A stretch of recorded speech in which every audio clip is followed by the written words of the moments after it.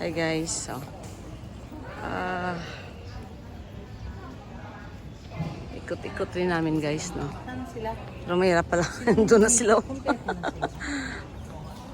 Nagbalik na eh. Yan guys.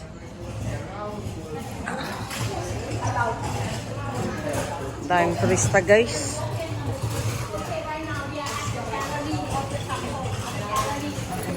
Hello guys. Hello guys. So you can see that this Mulu painting, Mulu painting over there also Mulu painting, but this Mulu painting on the background. It was painted in the reign of King Rama the First. Thai artist is very patient. So more than 2,000 is more than 2,000 years. Not 2,000, 200 years. About 242 years. So at that time, built this wall. The story is about Tripitaka. It's about Ramayana story. Ramayana is like Indian epic from Ramayana.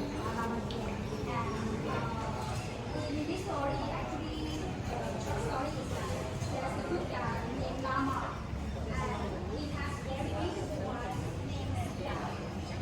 There was one day that Rama and there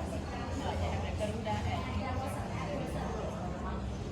He just he took Sita, kidnapped Sita, and he left her.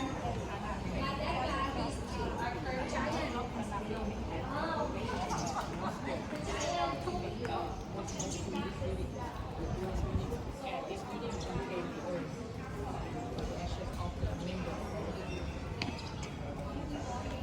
Ang daming turista dito guys.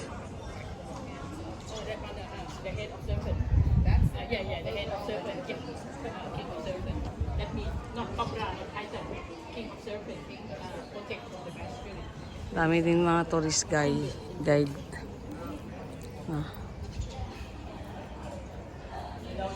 Ako guys, nag-video, hindi ako nakikinig doon.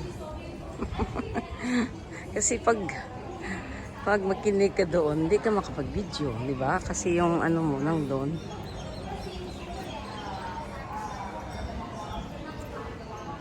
Hayaan mo lang muna doon sila. Para at least mapakita ko rin sa inyo yung loob ng Grand Palace. Ito. Oh, nice para din. So mag-ano pala ako dyan, mag-photo pala ako dito guys. So good morning. Please don't forget to subscribe Kicks Video. God bless everyone.